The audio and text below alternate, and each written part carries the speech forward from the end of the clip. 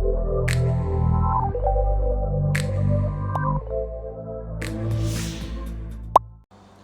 चलिए आज हम सेलिना का question number 4 which is unsolved ये डिस्कस करते हैं।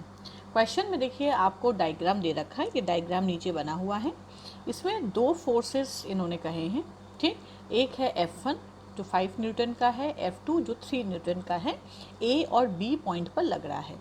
ये जो रॉड है ये पॉइंट O पर पिविटेड है। पिविटेड का मतलब फिक्स्ड है, वहाँ पर बंधी हुई है, मूव नहीं कर सकती। OA का डिस्टेंस 2 मीटर है, OB का डिस्टेंस 4 मीटर है।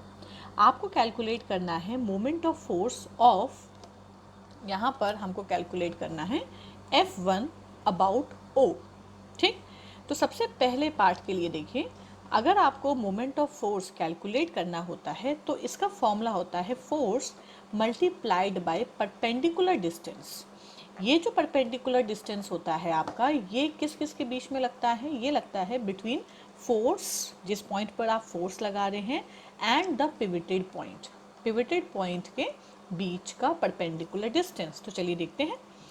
ये फोर्स देखिए नीचे की तरफ लग रहा है और ये है हमारा पिविटेड पॉइंट। इन दोनों के बीच में एक परपेंडिकुलर डिस्टेंस, ये हमारा, इस डिस्टेंस की हम बात कर रहे हैं। देखिए ये फोर्स से परपेंडिकुलर है ना, इस वजह से मैं इसको D बोलूँगी।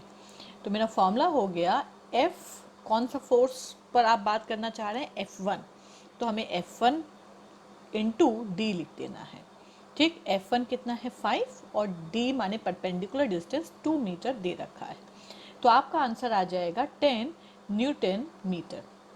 अब अगर ध्यान दें डायरेक्शन पर, तो डायरेक्शन आप देख सकते हैं कि ये जो रॉड है, अगर पॉइंट A पर जो 5 न्यूटन फोर्स लग रहा है, खाली यही फोर्स लगे, B को भूल जाइए कि है, खाली A की बात करिए, तो ये चाहेगा कि रॉड इसकी तरफ झुक जाए।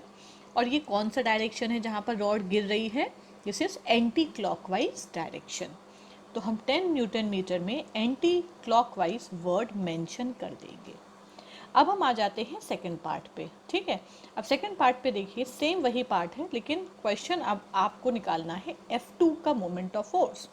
तो ऐसे केस में मोमेंट ऑफ फोर्स निकालने के लिए हम F2 कर देंगे। ये F2 है, पॉइंट B पर लग रहा है नीचे की तरफ, और परपेंडिकुलर डिस्टेंस हमेशा पिविटेड पॉइंट से ही नापा जाता है। तो पिविटेड पॉइंट से लेकर पॉइंट B तक का जो परपेंडिकुलर डिस्टेंस है, अब सेकंड पार्ट के लिए आपको ये कंसिडर करना है। फर्स्ट पार्ट का ये जो डिस्टेंस था, इसकी काम खत्म, ठीक। तो ये हो जाएगा, तो F2 की वैल्यू 3 है, डिस्टेंस कितना है? 4, तो ये हो गया 12 newton metre. Newton metre is the unit of moment of force. अब जब हम F2 की बात करेंगे तो F1 को भूल जाएंगे। अब आप देखिए, अगर F2 नीचे लग रहा है तो ये चाहेगा कि रॉड इस डायरेक्शन में झुक जाए, ठीक है, रॉड इस डायरेक्शन में गिरे। तो ये कौन सा डायरेक्शन है? This is clockwise direction.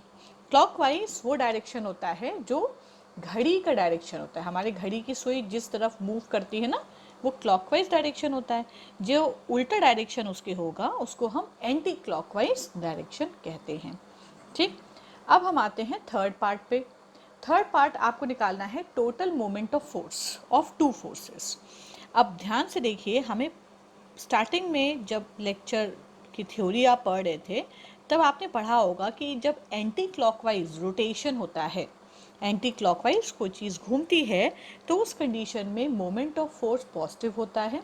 अगर कोई भी चीज़ क्लॉकवाइज घूम रही होती है तो उस कंडीशन में मोमेंट ऑफ फोर्स नेगेटिव होता है। तो आप फर्स्ट पार्ट देखिए, तो जो F1 के द्वारा मोमेंट ऑफ फोर्स हो रहा है 10 न्यूटन मीटर, ये एंटी क्लॉकवाइज हो रहा है, तो मतलब ये पॉजिटिव 10 न्यूटन मीटर हो जाएगा। सेकेंड पार्ट में F2 के थ्रू जो मोमेंट ऑफ फोर्स हो रहा है वो क्लॉकवाइज हो रहा है, ये देखिए, और ये क्या हो जाएगा? नेगेटिव हो जाएगा, मतलब -12 न्यूटन मीटर।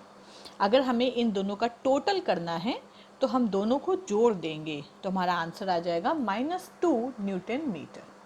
अब माइनस साइन ये इंडिकेट कर रहा है कि जो टोटल मोमेंट ऑफ फोर्स है उसका डायरेक्शन क्या है? देख करके बताइए साइन में, it is a clockwise direction. So this is my answer. ये हमारा total moment of force. I hope बच्चों आपको मेरा ये वीडियो समझ में आया होगा। अगर मोमेंट ऑफ फोर्स पढ़ना चाहते हैं तो लिंक मैंने डिस्क्रिप्शन बॉक्स में दे रखा है। Thank you.